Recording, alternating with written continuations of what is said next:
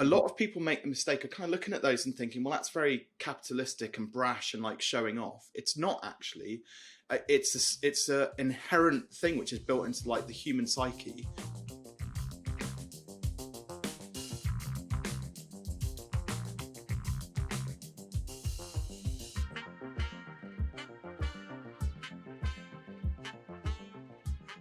Welcome to the Getting It Done podcast. I've got Robin Waite as my guest today, and we've got some interesting things we want to talk about. But first, I'll ask Robin to give us a quick introduction. Robin, over to you. Oh, thank you, Ivan. It's first of all, it's a real pleasure to be invited onto the podcast to have a chat, conversation, because I know when we spoke before, we've got a lot in common about sort of our ideas around business and things like that. So, yeah, a brief introduction. So, I currently work as a business coach. I'm also a very dedicated husband. I've got 2 young girls as well, so they keep me on my toes.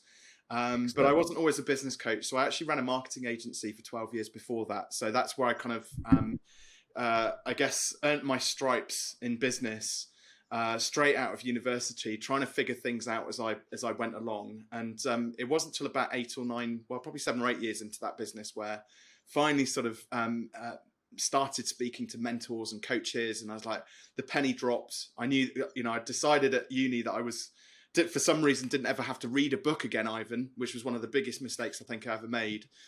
And then my mentor started sort of recommending books to me, and I went on this real sort of entrepreneurial journey, which culminated in me growing that business to a point where I could sell it. Not for much, but just for a modest sum that gave me a bit of freedom for a year or two, allowed me to kind of refocus on what it was that I wanted to achieve. And kind of the coaching happened actually as a bit of a happy accident. So essentially, I when people got wind of the fact that I was kind of free and able to operate in my own sort of domain, and people found out that I built and sold my agency, I started getting a lot of sort of business owners, freelancers, creatives wanting to understand the process that I'd used to build it and how I went about selling it. So I was kind of, I guess, it was more like mentoring to start off with, and then it reached a point where I was getting invited onto podcasts. I wrote a book. I was going to speaking engagements, business conferences and things like that. And then eventually I had to call it something. So I called it business coaching. So, and I've done that ever since. So I think I'm on year 7 now. And it's brilliant. Absolutely love it. It's one of those things that you kind of wished you'd found, 20 plus years ago when I started my business career, but I couldn't have been a coach back then because I didn't have any business experience. So yeah. Yeah, absolutely correct. Yeah, it's fascinating how sometimes life sort of guides you into the role that you just weren't aware of when you started out. And it came about because of I don't know if this is too early into the podcast to share this, but I had a bit of a mini sort of breakdown just before I exited the agency. Actually, I was between daughters, so my second daughter was just about to arrive, and you only kind of get that life is starting to build up to something. It's building up to some kind of a crescendo. And we had 2 planned cesareans. So there was a lot of kind of emotion rolling around at that time. And then one day, literally, I just woke up and I just had enough of kind of like, I realized, my family's growing. I don't want to do all these late nights. I don't want to have a small team who are slightly dysfunctional because it was me managing them. But also we had well over 100 clients so all of those different pressures, I just reached a point where I was like, no, enough's enough. I need to do something now which is going to align much better with my new family, my new lifestyle that I was creating for myself.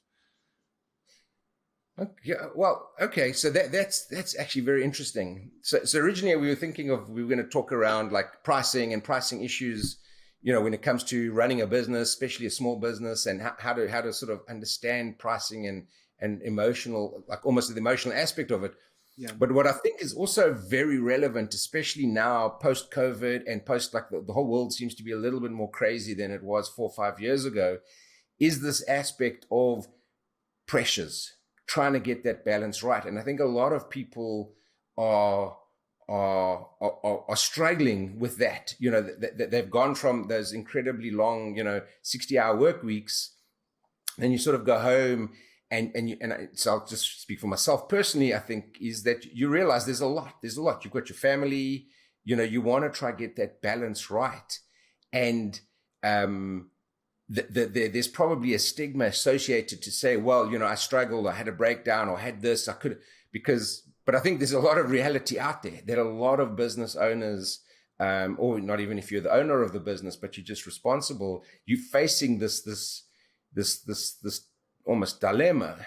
Do you put in the hours that you used to put in, but you're giving up so much time with your family? And how do we get that? How do we fix that? How do we fix that in our heads? And so it's something I've also struggled with in the past, where you suddenly start running out of motivation and you start questioning a whole lot of things. And I'm sure there's a lot of people out there that have the same thing. So I mean, maybe how did you cope? How did you manage? Does it always have to be as dramatic as closing one door to open another door? Do you think you could? No, I'd say no. It doesn't need to be that dramatic. I mean, that was just kind of the process that I went through at that point. Mm-hmm. And I guess it had probably been building for a number of sort of weeks and months before that. Just the pressure was kind of slowly mounting. And I suppose what everybody else saw was me just like shutting up shop, firing the team, and finding a buyer for the business. Which kind of looks dramatic on the face of it, but that was like several months worth of stuff that had happened in the run up to that. None of it was awful. It was just, there was just a lot going on. I'd been running the business for 12 years. But I think something I've noticed since with the clients that I get to work with, especially because now as a coach, I'm that external perspective for a lot of them. So I'm a quiet observer. I get to interact and listen to kind of their biggest fears, their worries, their concerns, their thoughts about the past, present, and the future. And one of the things which I've noticed is that when people are in a place of discomfort, the amount that they can tolerate differs from person to person and at different points in their lives. So some people could be in an uncomfortable situation for a very long period of time without having to take any kind of really drastic course of action. And I don't know whether you could call that, maybe they've got a higher level of resilience or something like that. I think when you start to introduce words like got to have resilience and hustle and grind and all this sort of thing, I think there's a certain level of toxicity which comes into that. But equally, there's a lot of people who they'll start a business, and find it hard within 2 or 3 months and then quit because they've realized that actually it's bloody hard running a business, like really hard running a business. And you do have to have a certain level of, it's not resilience. You have to have a clear idea about what direction you're heading in. And if you've got that clear goal in mind, you can then start to reverse engineer it and design a business in a way that, it's the 3 F's, that it's fulfilling, you enjoy, you're passionate about, you jump out of bed in the morning because you can't wait to work with those clients or sell the products that you want to sell or manufacture, that you get the freedom as well. So it's not, like you said, it's not 60-hour weeks, it's not even 40-hour weeks, but can you design a business that could be run with you maybe doing 10 hours, for example, in a week, and that's perfectly feasible. It doesn't matter what business it is. There's lots of businesses where the business owner only works a handful of hours a week. Me, for example, my core coaching hours, probably 8 to 10 hours a week. The rest of the week I get to choose how I want to play. Right. So it fills me up. I do stuff which fills me up. So whether it's speaking or podcast interviews, writing content, you name it, but I get to choose to do those things when I want, but there's only 10 hours a week where I have to show up and have my game face on. We've got fulfillment, we've got freedom. And then the final one is finance. And I suppose this is where it ties into what we were going to talk about on the pricing side of things. Making sure that the business you're running isn't running you into the ground. Actually, it produces profit. And I think, one of the most common mistakes I see small businesses making is that they haven't really created much of a plan. They're not really into their numbers. I'm a numbers geek, so they're not really looking at the numbers. Yeah. But the biggest mistake that I see people make is that they think that business is all about going out and collect as many customers and clients as you possibly can do. Let's go and collect all of the clients. And then they get all of the clients in and their capacity dwindles. They look at their profit and loss account and they're thinking, well, I'm working all of these hours and I'm servicing all of these clients that the marketing experts told me to get, but I'm not making the profit I want. So the goal isn't to collect clients. Yes, we need clients. We definitely need customers and clients to have a business. Otherwise, they're not giving us money, so we can't, run a profitable business. But the actual goal in business is to build a profitable and sustainable business that fulfills us and gives us the freedom that we want. And that's where that final F comes into it, the finances. We have to design that. Absolutely. And I think the secret in doing that is at the get-go, you should try and design the business. You might not be able to roll out that design in the beginning, but you design the business without you, in effect. Yeah. So if you can design the business and you are no longer needed in the business. I remember reading the book Maverick, I think Ricardo Semler, and he spoke about how he didn't want a job and he didn't want to have a job. So he constantly looked at how to not have a job within the company he inherited. But at the end of the day, he made it very successful because he was no longer the key pin which everything revolved around. It was a functioning organism of a business that was self-sustaining, and therefore that gives him the freedom.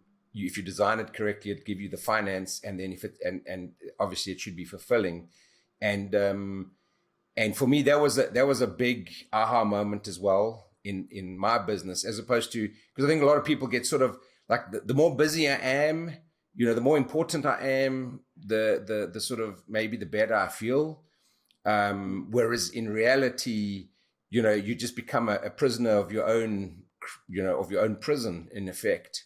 Whereas the other way, where you're talking about designing this, and if you're in manufacturing or service, any business, you can actually design it in a way that that provides you with those 3 Fs. Yeah. And at the end of the day, everyone will look at you with amazement and be like, "Wow, Robin, how do you have so much free time? How can you go watch your daughter play whatever sport? How do you get to?" And I find that for me is a great marker of success. And then obviously a lot of time, and this is something that took me a long time to learn, was that the only actual resource that is extremely valuable is time. And if you have the freedom to choose what to do with your time, you are then by definition successful. It doesn't matter if you have, whether you have the Ferraris or the holiday houses, the whatever is irrelevant. It's about how free are you, and doing what you love. So that's the 3 Fs. I'll remember that. Daniel Priestley had a very interesting. I got to hang out with him the other day. He's written several books. He's brilliant when it comes to like entrepreneurship and understanding like the mind of a small business owner. But he made a really interesting observation on the people with the big houses and the Ferraris and things like that. A lot of people make the mistake of kind of looking at those and thinking, well, that's very capitalistic and brash and like showing off. It's not actually. It's a inherent thing which is built into like the human psyche, especially with men. More so now that we're seeing things getting much more diverse and equal in the workplace, in the business world. Many more women now coming on board with building, on their entrepreneurial journey, building businesses and taking up really important roles within big organizations. But he said actually it's a provider trait. Having a fast car demonstrates that you've got enough money to look after your family. Having a big house demonstrates you've created enough security to put a roof over your children's head and your wife's head, right? Or husband's head if the woman's the provider. So he said we're looking at it the wrong way. We should see it as just a signal that this guy's like woman's doubled down on their provider trait to create security for their family. But it's the only reason why people look at those things negatively is because the green-eyed monster comes out. They're just a bit jealous of the fact that somebody's got this flashy car, but they can't quite figure out how they can achieve it for themselves.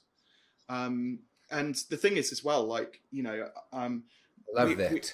It's a very different way of looking at it. And this is where it comes down to like, another one of the most common mistakes, which I see, small business owners, especially starting out, make, is that their comparisonitis comes out. So that's aligned with that big house, the flashy car and things like that.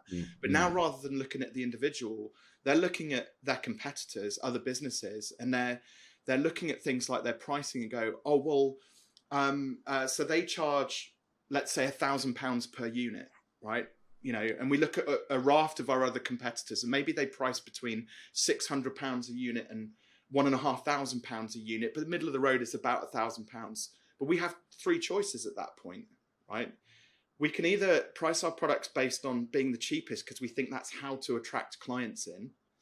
But there's a problem with that, right? Yeah. Most people, when they see something that is or when a product is priced too cheaply, it's a signal to the market to say, we've got loads of these and we're trying to get rid of them. So is anything desirable when it's sold at a discounted price? It's a bit different for like a tin of baked beans if you're walking through the supermarket and like you're going to get your bread and milk, you walk past the baked beans aisle and you see a 2-for-1 offer. Well, there's latent demand there. You've got people coming in to get their bread and milk. They see the offer. They go, I'll get some beans whilst I'm here, right? Most small businesses don't have this latent demand. So they discount their prices thinking it'll attract people. Actually, it has the opposite effect, right? So the second option then is, well, let's go middle of the road because we don't want to be the cheapest. We don't want to be seen as the most expensive. Yeah. Because obviously nobody buys the most expensive, right? But now we're middle of the road and we're copying a business where, do we actually know if they're making profit? So we could be selling our products for like £1,000 a unit, regularly. But those businesses that we're about to copy their price of, they could be losing money and we're about to copy a flawed business model. So again, that doesn't make much sense either. But when we start to look at the most expensive in the market, and this is the same, any industry, any product, any industry in a marketplace, there is always one, there can only be one who is the most expensive, right? And there's a couple of clues around it. Typically the one who's the most expensive, they've got the most Google reviews, TripAdvisor reviews, the most whatever reviews. Yeah. They've got great credibility and authority in the industry because they've probably been doing it for 20, 30 plus years. But the final clue is that they're the most expensive and yet they're still able to sell their products or get customers. So it's curious, isn't it? Why don't more businesses aspire to be the most expensive in the marketplace? And if there's any element of like imposter syndrome, well, why me? How can I be the most expensive in the market? Maybe I haven't been around for long enough. Maybe I don't have the credibility. Well, model what the most expensive business in your market is doing. If they've got great case studies, videos, review, all of these different things, it's a clue. You then know you've got to build those assets into your business to elevate your status so you can start to increase your prices. So let's say you do that and you start, so often, I guess, when I was in selling days, the customer would ask, well, why are you the most expensive? Why, I've looked at your competitors and they're all coming in at the £1,000 and you coming in at the £1,500 and it looks like it's the same product. Why yours? Great question. I love that question because actually, right, it's a really good common question to get in the sales space. And most people who aren't experienced at sales will then start going into justification mode, like justifying their position on this planet and why their products. They list off all the amazing features and USPs and all this sort of stuff. But the thing is, when the person was asking that question, they had something in their mind. It's the reason why they got on the call with you in the first place, to buy your products or services. So the best thing you can possibly do in that situation, if you're asked with that question, is actually not to answer it. Just throw the question straight back at them. So I would just say, well, Ivan, it's a great question. Why don't you tell me why you think we're the most expensive in the market? Very right? good. And then they've got to think, they've got to dig deep. And they'll tell you about, well, we heard great reviews from from people in the industry. We heard that you deliver, 10 days faster on average when you manufacture our products. We heard that your packaging is second to none. And then you can, once they've now justified why you can then turn around and say, well, you've just given us all of the reasons why we should be working together. Okay, to throw a curveball, what happens instead of an inbound sale call, it's an outbound sales call, so that they may not be familiar with, because they're not buying from you, you're selling to them. Yeah. Again, fantastic question. So that then you've got to look more holistically at the whole sort of sales cycle, marketing and sales cycle. Okay. So you kind of want to you don't want to go into these businesses entirely cold, or if you do, you want to have some kind of irresistible offer, because again, what Daniel Priestley again talks about something called 7-11-4. So 7 hours of engagement across 11 different touch points and 4 different locations. That's the amount of time, the amount of engagement somebody needs to spend with you before they make a commitment to buy, especially if you're at the more expensive end of the market. So if you're just picking up the phone for the first time and you get some of those questions thrown, it's going to make it very hard to sell. So one of the things you could do at that point, you can say, well, if you're interested, if you think that there is some potential for us to work here, why don't we, and then you do insert irresistible offer here, basically. Okay. So it could be, well, why don't we do a trial for a week? Why don't we send you 20 of our products for you and your team to test out? And, you know, I'm not going to try and sell you. I want the products to sell themselves. Here you go. Here's 20 products. Let us know what you think. We'll have another conversation. And it's okay if the answer is no. And the reason why you do that is because then now they get to play with your products. You've introduced another touch point. There's more hours worth of, you know, time, engagement being built up. They actually get the tangible products there. So it's another location. It's physical now. So they can get that experience and start to work with the products. The thing is as well, like if your products are expensive, you also have to look at it in relationship to the, I call it the sales cycle of doom. When you're too cheap, you end up in like this, you know, negative cycle where it's like sell, deliver, sell, deliver, sell, deliver, sell, deliver, sell, deliver. Yeah. You keep on having to spin up the wheel, and then something goes wrong. Manufacturing factory has some issues. Maybe you go away on holiday if you're just like a one-person business. Maybe you get sick, so the business has to stop for a bit. And then like you take a deep breath when you come back to work, and then it's sell, deliver, sell, deliver, sell, deliver, sell, deliver, because we're just having to grind it out just to make just a small, income, just to get by. The moment you charge more, it's like the universe opens up, and you get into this virtuous cycle where we sell something, but now we make more money up front, which gives us more time to deliver a better quality product or service there, which means that the clients get better results. So they refer more, they leave more, reviews, case studies, testimonials. So actually you need far fewer customers when you're more expensive, but you can do so much more for them. So you can build in as many free samples as we want into your sales cycle to give people the experience of your products and build the trust up that way. If you've got a business that's not charging enough, no profit in there, they can't afford to give away free samples. So you have like an unfair advantage if you're more profitable.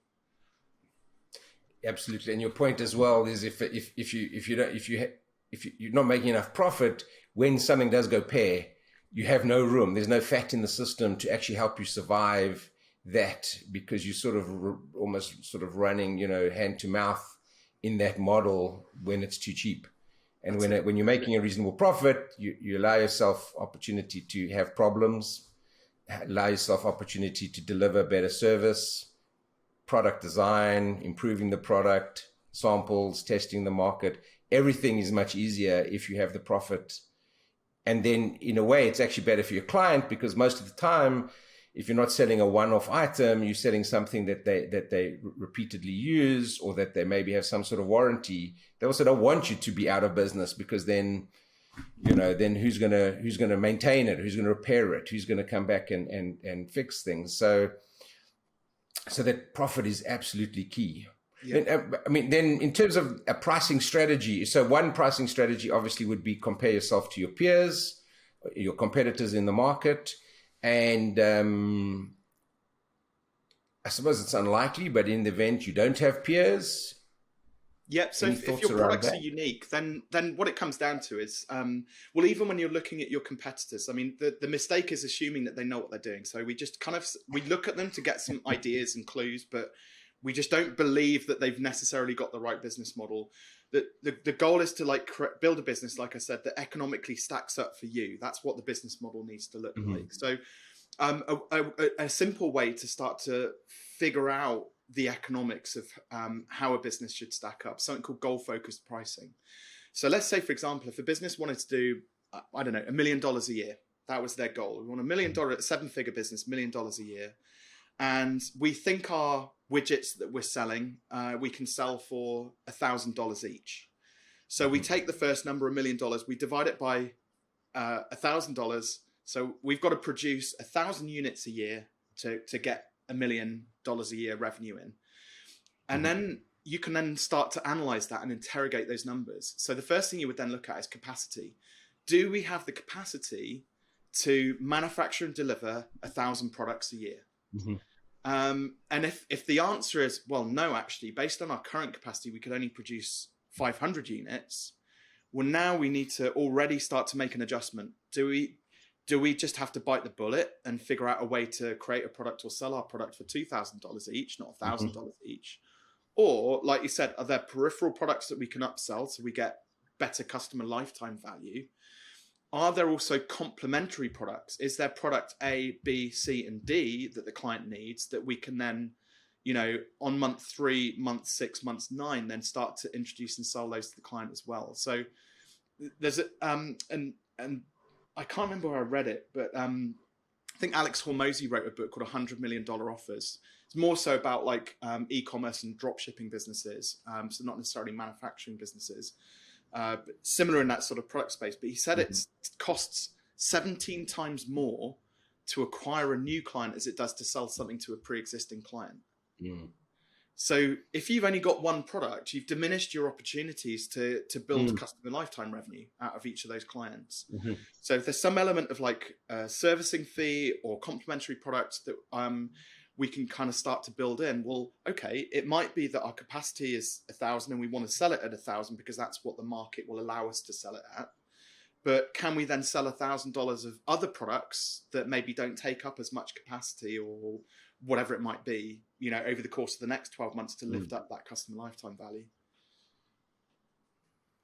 That's, again, also very useful. A lot of times you're sort of told, if focus on one product. But what you're sort of saying there makes a lot of sense, because if I can upsell or cross-sell my existing customer, it's much cheaper normally in terms of acquiring that customer.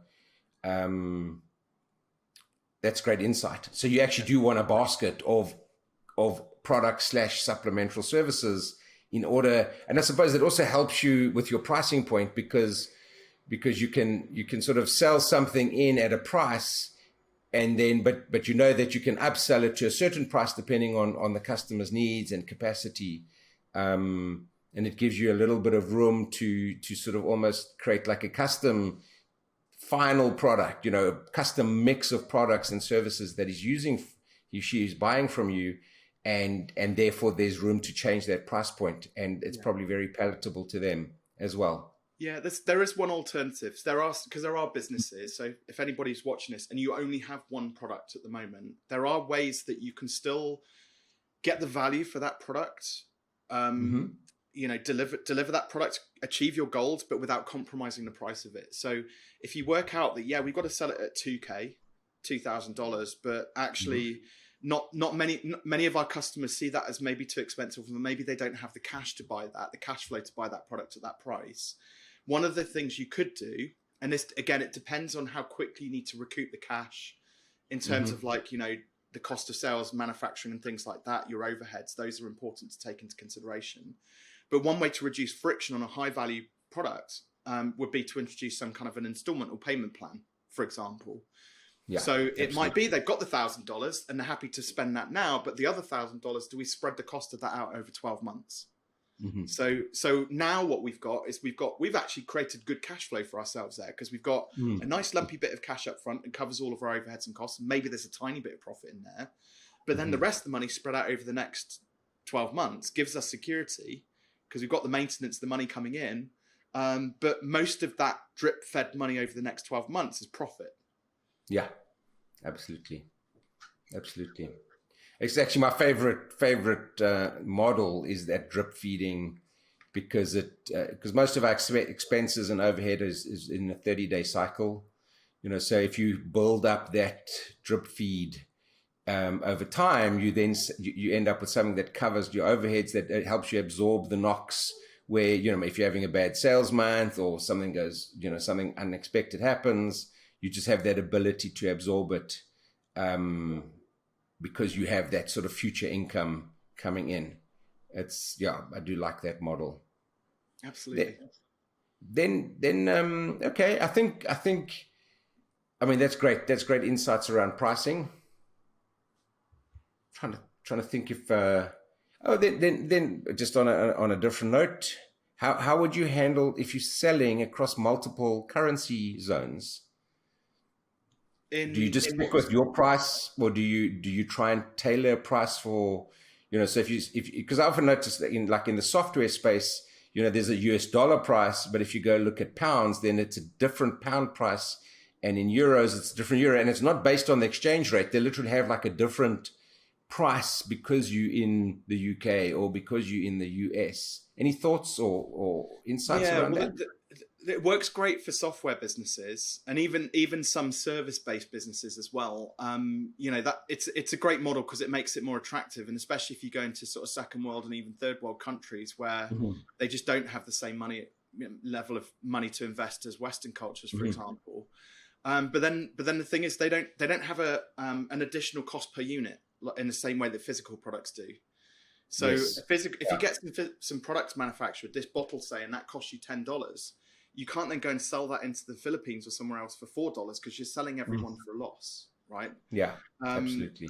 You just wouldn't do that. It wouldn't make business sense. So it's harder to do with physical products, but it's fine with sort of software and services because there's generally, when you sell a software or service, there's no extra additional expense within that. The only thing which might shift slightly is maybe the servicing it afterwards. So if there's like customer support, for example, on a piece of software.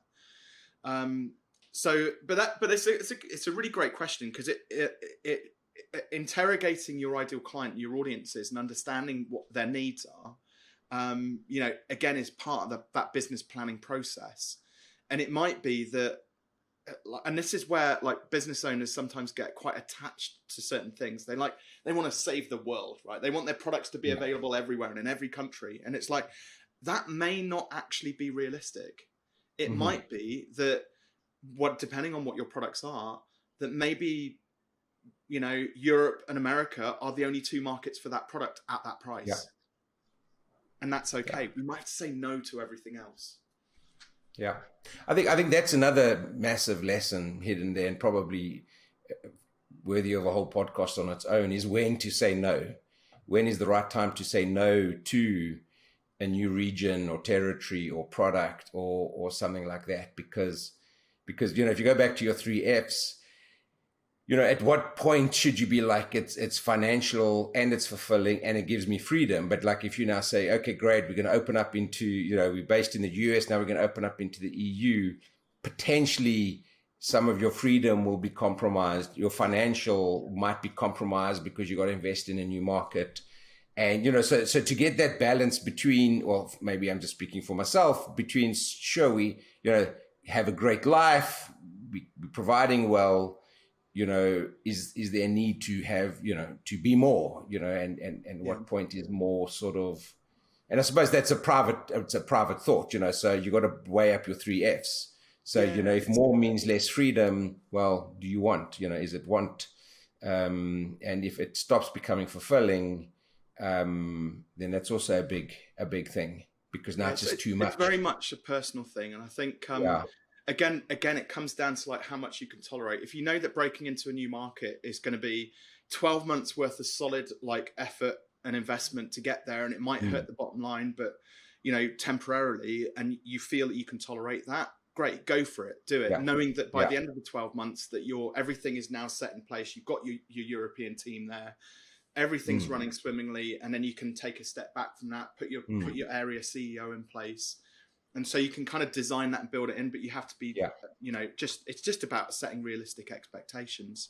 It's quite, I can tell a personal story if it's okay on this, because it might help to illustrate, the importance of being able to say no to things. So I run as you know, I run a coaching practice, and in my world, there's a lot of like, the word crops up all the time, scaling. Like, you got to scale your coaching practice. And when I first started out, I grew it organically and had great fun doing it. My 3 Fs were nailed on. I probably was working quite a lot of hours, but I knew I had to do that to get the thing, get all the assets in place and get to a point where I could take my foot off the gas a bit. And then I started getting bombarded by all of these other scaling coaches and getting into, they basically wanted to like teach me how to use ads to scale it and get associate coaches in, and basically grow it from like a 6 to a 7-figure business. And I kind of got a bit caught up in all of that sort of whirlwind. It felt exciting, and everybody else seemed to be doing it. And as I started to do more of this and run ads and things like that, and I had to bring a team member in, and it made me, I remember like why I sold the agency previously in the first place, right? But it was because I had too many clients. It was because I had a team that I had to manage, which, you know, some people enjoy managing team members. I could take it or leave it. It didn't fill me up. It didn't really do it. You know, it wasn't too awful, but I realized I don't want to scale. I just want a really awesome one-person coaching business with a couple of associate coaches who I love, and I brought those in who they've been through my program. They get it, so they're part of the family. That gives me all of the freedoms that I want to have around family and stuff like that. I can run from home. If I want to go and speak at an event in wherever, I can fly off and do that. That's not a problem. Where I wasn't leveraging my money out left, right, and center on ads and all these, like, you know, shiny things. I just wanted it to be like a really successful small coaching practice. And so that now has meant that anything that doesn't align with that, anytime because I get like 20, 30 messages a day on LinkedIn, Messenger, email, people trying to sell me something, right? Something shiny. And it's carpet. No, I'm done. I'm okay. I don't need that. It doesn't align with the values I've set out for my business where it stands at the moment. God, it feels good. It feels so good, Ivan, when you kind of know exactly what type of business you want to run and what values you can align with that. I think absolutely. And I think that applies to every business across the board. And it doesn't have to make sense. It just has to make sense to you. Yeah. And I think that's a massive lesson for a lot of people. And it's a very hard lesson because we sort of almost taught to chase, you know, it's almost like, why would you not want to scale? Why would you not want 100 associate coaches? And there's lots of great reasons for not doing any of that. Yeah. Because you're no longer doing what you love. You're managing people, and you know it starts becoming, like you say, it reminded you of your previous business. And I think a lot of people fall into that trap. I remember someone interviewed Elon Musk, and I think he said something like, you know, what's it like to be Elon Musk or something like that? And he says, you don't want to be Elon Musk. You don't want to be me. You know, I'm working whatever hours. And I mean, he's obviously driven by his passion, and he's got his goal of going to Mars and helping the human race, which is amazing. But man, I think he gives up a lot to be at that level. And I'm not sure. I'm definitely wouldn't be happy to do that. I'm not happy to sacrifice, you know, a couple of marriages and kids and stuff. No, it's too expensive for me. And to find that place where and I'm sort of coming full circle, like from where we started talking about, you know, at what point do you start, you know, your business starts, you know, creating a lot of personal chaos, to, you know, getting the pricing right, to getting the size right, then coming back and saying, okay, I'm big and I'm big enough, and I'm happy, and this is who I am, and this is what I run, and it's fulfilling. It's back. The 3 Fs are fantastic. Yeah. It's fulfilling. I'm getting my financial reward, and I get my freedom. Why do I need more? Well, I think I think what's coming up here is that there's a lot of people out there who start businesses and perhaps they're a little bit naive. They don't understand all of like the inner workings of what goes into running a business. So it's a very simple illustration of this is like, I knew when I was going through that scaling process, the first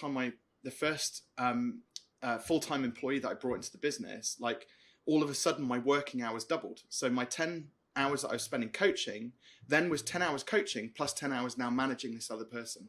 Yes. And I'm committed to that because I'm paying their wages, and they have expectations on me to show them how to do the job and, you know, make sure they're doing it properly and give them instructions. Right.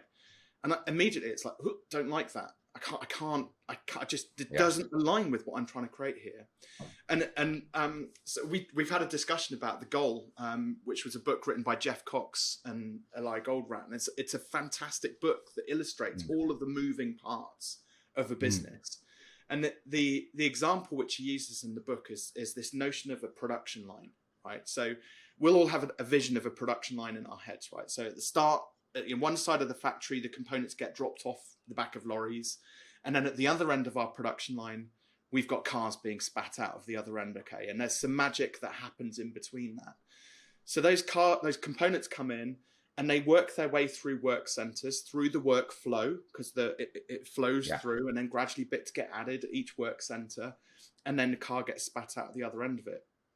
And there's a person who has to or people who have to manage each one of those work centers. So we've got the moving parts. We've now got the people and each one of those business, if you like, components in the work centers. So there's already 3 different moving parts there we need to consider. The next part then is the systems and processes. So we need standard operating procedures. So now we've got a 4th element of our business to manage. And through the different work centers, one day Dave's off ill. So Maria has to dance from her work center to this work center. Now we've got HR issues of people moving backwards and forwards that we need to fix as well. And so the story kind of evolves as we go through that. And again, like there are things in our businesses. So it could be you've got a 1-person business, right? But at some point in that 1-person business, with all of those different workstations and moving parts, there is a bottleneck somewhere. It could be managing something simple like managing your email inbox. It could be something to do with fulfillment. It could be that you struggle with finance. But again, what business owners don't do is they don't take an analytical look at each one of the functions in their business, each workstation in their business. So we kind of kid ourselves. We go, we can do anything. So, and we operate at the speed of the fastest, the highest capacity workstation in our business. And then imagine if you had 100 units, right? Our goal is to push 100 units through the workflow, bang, bang, bang, bang, bang. But what we didn't realize was that Maria's workstation can only take 50 units, right? So we can't squish 100 units through that. It'll break the system, right? So we have to split up our work. If, in production terms, we have to split up our thing into, smaller units so they can fit through the work centers. Again, next mistake people make. Okay, so Maria's capacity is 50 units. So we break our work down into now 2 lots of 50 units, but something goes wrong with Maria's workstation. I don't know, maybe it's slow production day, it breaks down for an hour. Maybe she's having an off day. Maybe something comes in and it's not quite right, so we have to send it back. Now we've got extra units coming back through her workstation, so flowing the other way. So actually what he says is, in the book, Jeff Cox, you need to set your capacity at a much lower rate than your actual capacity. Right? And this is where the magic happens. This is where the freedom to perform and everything comes into it, because we get that, but actually figuring out the numbers of how do we work out the capacity. So what he says is, the simple equation that he uses is, when you hit 50% of capacity on anything, every extra percentage point is now it takes up double the capacity above 50%, right? Okay. So the optimal amount we should utilize our time or our workstation capacity as we go through those workstations is actually 72%. And that sounds slightly random, but we've got our 50% and then we've got 72 minus 50 is 22. So we doubled that 22% because every percent over 50% is worth double. And that pushes us up to 94% capacity. Because the extra 22% allows for rework if something goes wrong. It allows for mistakes. It allows for stuff to get fixed and be reworked. But we don't want to do like 75%, because through all of that reworking, it pushes us bang up to capacity again. So we leave ourselves an extra little bit of capacity on top. So everybody should, if you're in a service business and you work 40 hours a week, well, actually you should aim to work probably something like 28 and a half hours a week. Yeah. And leave yourself capacity for things going wrong. In a product business, if your goal is to actually to produce 1,000 units, well, the reality is actually you probably only need to base your business on producing 720 units, not 1,000. Yeah, and set your prices based on that. Accordingly, absolutely. And that's the thing. You should set your pricing on the 720, not on the 1,000. Yeah. Interesting. Also, the overlap between whether you're selling a product or you're selling a service. Great overlap between the two of them. Yeah. Yeah. It's like I said, it doesn't matter what you sell. The product or service is like that is going to be unique for each business, but how you actually deliver it is the same the world over. Systems, processes, sales, marketing, accounts, admin, HR. It's the same. It doesn't matter what you sell. Yes, absolutely. Okay. Well, I think this has been very interesting. Thank you very much. Covered some really, really good topics. There's some things I'd like to talk a bit more about, but maybe we'll have to save that. I see we're already hitting quite a lot of time. And then maybe just to round off, if you, what do we call it? Do we say a shameless promotion? If anyone wants to reach you and want to talk to you. Yeah, absolutely. So the best bet is jump onto LinkedIn and search for Robin Waite. So that's Waite with an E on the end of it. And hopefully Ivan will share a link to that in the show notes as well. Yes, definitely. So, yeah. The other thing as well is I've got a handful of signed copies of my book, Take Your Shot, for your listeners as well. So if people want to go to fearless.biz/TYS, pop your details in there. And I'll send out the first few people who sort of go and reply to that. I'll send out a signed copy of the book wherever you are in the world. And there's a caveat to that. I do have a problem with sending it to South Africa. Anything I've ever sent to South Africa either gets returned or stolen. So you probably have to settle for the PDF in some countries, unfortunately. But I like to give away the book for free and then just invite people to leave a review afterwards if they can on Amazon. Excellent, Robin. Thank you so much. Very much appreciated. It's my pleasure. Thank you, Ivan. Thank you.